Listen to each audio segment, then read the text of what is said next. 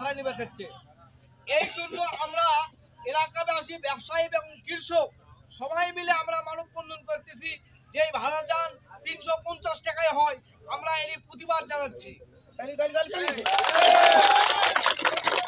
যে সমস্ত ব্যবসায়ী আছে এখানে আমরাও সেই ভাড়া চাচ্ছি আর কি 550 টাকা। নিউ শাহ সুলতান হিমাগার 2 ভাড়ার প্রতিবাদে আমরা যে আয়োজন করেছি এবং উপস্থিত হয়েছি, পার্শ্ববর্তী জয়পুরহাট জেলায় 350 টাকা ভাড়া করায় এবং এই নিউ শাহ সুলতান কলেজপুরে 350 টাকা ভাড়া বলবৎ রাখার জন্য আমরা কিছুদিন আগে 480 টাকা ভাড়া ঘোষণা করা হতো, অথচ পার্শ্ববর্তী কালায় উপজেলায় 11টা হিমাগারে 350 টাকা ভাড়া নির্ধারণ করেছে। আমরা বগুড়া জেলা প্রত্যেকটা ক্লোস্টুরে 350 টাকা ভাড়া নির্ধারণ করে জোর দাবি জানাচ্ছি। যদি এই দাবি না মানা হয় তাহলে আমরা এই ক্লোস্টুরে এবং বগুড়ার পুরো ক্লোস্টুরে কোনো প্রকার আলু ঢুকতে দেওয়া হবে না।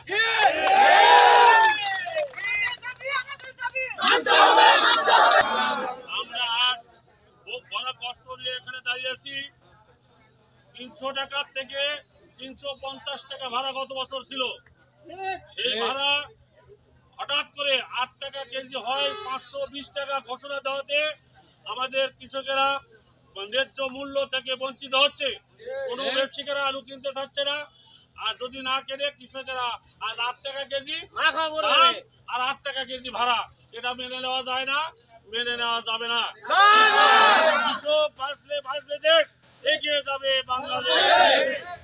কৃষক ভাই, ব্যবসাদার সবাই থাকেন সোচ্চার, এই বলে আমার কথা শেষ করছি। আমরা আন্দোলন চালিয়ে যাচ্ছি দীর্ঘদিন থেকে।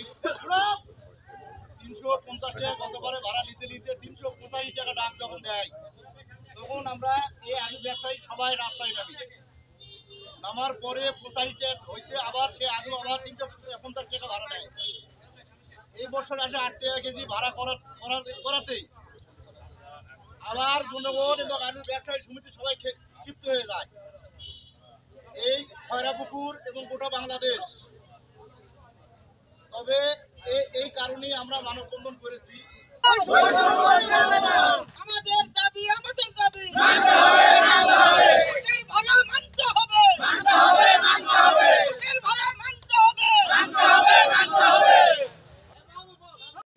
আনোয়ার হোসেন, খয়রাপুকুর, পীরব, শিবগঞ্জ, বগুড়া থেকে।